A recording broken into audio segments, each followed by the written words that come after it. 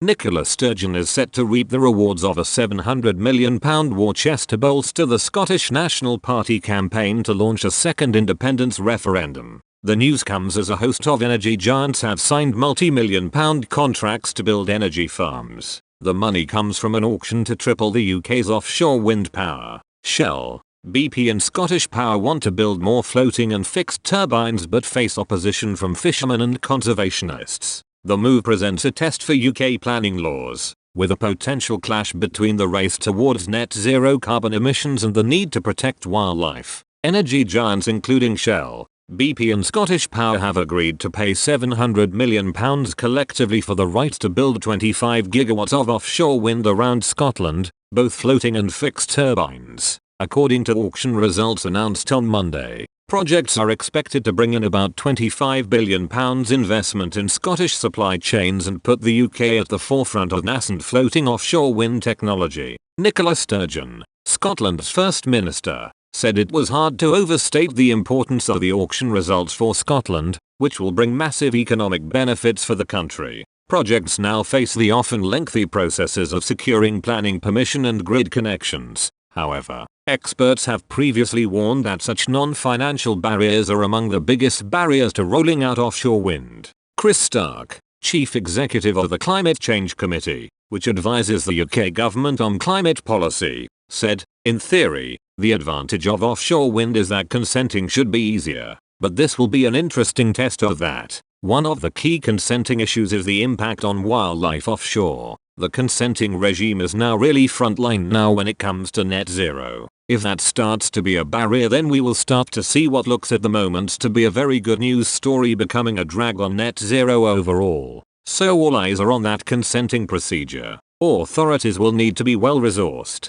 making sure we have people working on this so we can move at the pace necessary." On Monday, the Scottish Fishermen's Federation said it was anxious and concerned about offshore renewables projects' impact on the fishing industry. The latest auction covers around 7,000 km2. Opinion over Scottish independence has swung wildly since the last referendum. In 2021, the yes vote started at 58% in one poll, falling to 47% halfway through the year in another poll and then end at 55% in the last poll of the year. Those poll figures are based on the path to independence being a Section 30 agreed referendum, with 10% knocked off the yes cause if a non-Section 30 referendum without first having exhausted all routes to an agreed plebiscite. A poll undertaken by Ipsos Mori for STV interviewed 1,107 adults aged 16 and over by phone between November 22 and 29. Survey results state that 52% of Scots would vote in favour of independence should an election be held,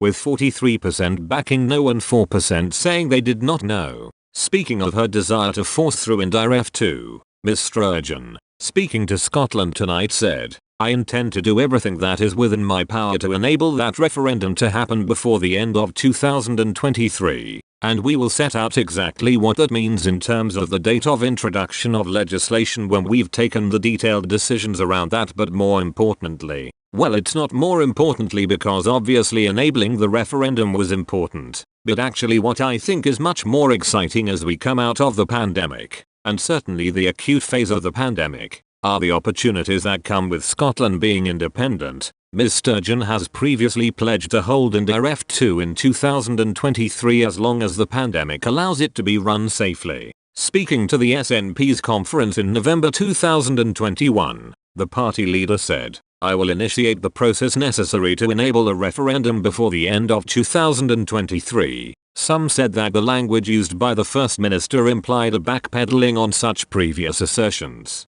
James Kelly, the Scott Goes Pop blogger and member of Alba's ruling committee, commented, "The clarity of language was becoming more encouraging, but this is a step backwards. Everything in my power could be code for just asking for a Section 30 yet again, and helplessly taking no as an answer, while muttering this is totally unsustainable."